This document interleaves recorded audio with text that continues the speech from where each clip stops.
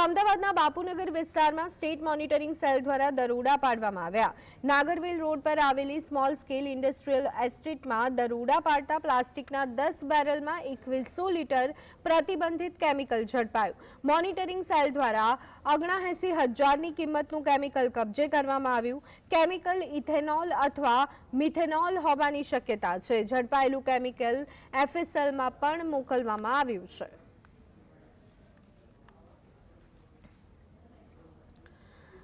તો બાપુનગરથી જે માહિતી સામે આવી રહી છે, અમદાવાદના બાપુનગર વિસ્તારમાં સ્ટેટ મોનિટરિંગ સેલ દ્વારા દરોડા પાડવામાં આવ્યા। નાગરવેલ રોડ પર આવેલી સ્મોલ સ્કેલ ઇન્ડસ્ટ્રીયલ એસ્ટેટમાં દરોડા પાડતા પ્લાસ્ટિકના 10 બેરલમાં 2100 લીટર પ્રતિબંધિત કેમિકલનું જથ્થું ઝડપાયું છે। આખરે આ કેમિકલનો ઉપયોગ શેના માટે કરવામાં આવતો હતો તે પણ એક સવાલ છે। ભૂતકાળમાં આપણે લટ્ટાખાંડ જોયો છે અને તેમાં આ જ તમામ પ્રકારના પ્રતિબંધિત કેમિકલનો ઉપયોગ કરવામાં આવ્યો હોવાનું પણ સામે આવ્યું છે। કથિત રીતે થયેલા લઠ્ઠાકાંડમાં આ જ પ્રકારના પ્રતિબંધિત કેમિકલનો જથ્થો વપરાયો હોવાનું સામે આવ્યું છે। ત્યારે મોનિટરિંગ સેલ દ્વારા 79,000ની કિંમતનું કેમિકલ કબજે કરવામાં આવ્યું છે। કેમિકલ પ્રતિબંધિત છે તો આવ્યું કેવી રીતે તે પણ એક સૌથી મોટો સવાલ છે। કેમિકલ ઇથેનોલ અથવા તો મિથેનોલ હોવાની શક્યતા અહીંયા જોવા મળી રહી છે। ઝડપાયેલું કેમિકલ અત્યારે હાલ તો એફએસએલમાં મોકલી આપવામાં આવ્યું છે। તો બાપુનગરથી અત્યારે હાલ જે સમાચાર સામે આવી રહ્યા છે, સ્મોલ સ્કેલ ઇન્ડસ્ટ્રીયલ એસ્ટેટમાં દરોડા પાડવામાં આવ્યા છે। આ સંદર્ભે પૂરી વિગત મેળવી લઈએ। સંવાદદાતા વિરેન્દ્રસિંહ ભાટી અમારી સાથે જોડાઈ ગયા છે।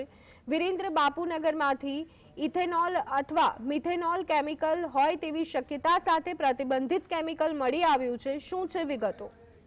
બિલકુલથી ધ્વનિ કે ગઈકાલે મોડી રાત્રિના સમયે બાપુનગર વિસ્તારની અંદર સ્ટેટ મોનિટરિંગ સેલ એટલે કે એસએમસી દ્વારા દરોડા પાડવામાં આવ્યા હતા। આ દરોડા જે સ્ટેટ મોનિટરિંગ સેલ દ્વારા પાડવામાં આવ્યા છે, નાગરવેલ રોડ ઉપર એક સ્મોલ સ્કેલ ઇન્ડસ્ટ્રીયલ એસ્ટેટ આવેલું છે, તેની અંદર ગોડાઉન હતું ને તે ગોડાઉનની અંદર દરોડા પાડવામાં આવ્યા હતા। દરોડાની કામગીરી દરમિયાન 10 જેટલા બેરેલ મળી આવ્યા હતા અને તેમાં 2100 લીટર જેટલું પ્રતિબંધિત જે કેમિકલ આવતું હોય છે તે મળી આવ્યું હતું। કેમિકલોની જો વાત કરવામાં આવે તો 79,000ની કિંમતનું આ કેમિકલ છે, તેમજ જે આઈસર ગાડી અને અન્ય ચીજ વસ્તુઓ સાથે ₹20.49 લાખનો આ મુદ્દામાલ કબજે સ્ટેટ મોનિટરિંગ સેલ દ્વારા કરવામાં આવ્યો હતો।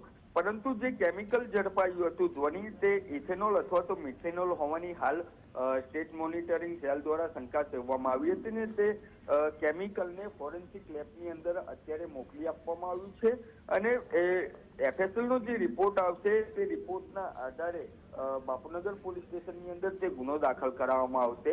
એટલે કે હાલ ક્યાંક ને ક્યાંક જે શંકાની સોય સેવવામાં આવી રહી છે કે કેમિકલ કયું હશે, ઇથેનોલ કો મિથેનોલ, તેને લઈને ઊંડાણપૂર્વક તપાસ ચાલી રહી છે। કયા કારણોસર આ કેમિકલ મંગાવવામાં આવતો હતો, કોની સંડોવણી હતી, તેનો શું ઉપયોગ કરવામાં આવતો હતો, તે તમામ દિશાઓની અંદર તપાસ શરૂ કરવામાં આવી છે। ધ્વનિ જી આભાર વિરેન્દ્ર, અમારી સાથે જોડાવા બદલ અને સમગ્ર માહિતી આપવા બદલ।